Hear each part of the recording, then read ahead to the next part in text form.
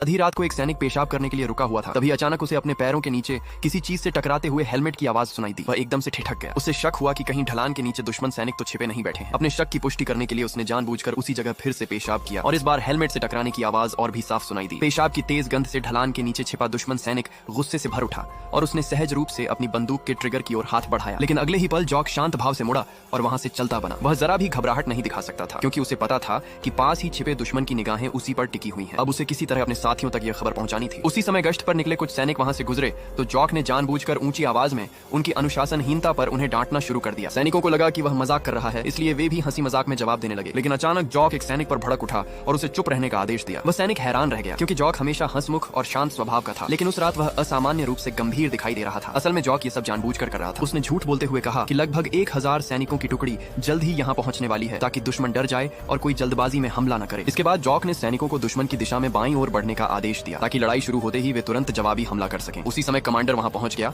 और उसने उन सभी पर ड्यूटी में लापरवाही बरतने का आरोप लगाया। उस नाजुक पल में जॉक तेजी से कमांडर के पास गया और ऊंची आवाज में बोला कि मदद के लिए सैनिक रास्ते में है। और जैसे ही वह उसके करीब पहुंचा उसने फौरन सारी जानकारी धीरे से उसके कान में बता दी। कमांडर ने ऊपर नजर उठाई और सचमुच उसे दूर एक तेज चमक दिखाई दी। उसने Download ShareChat.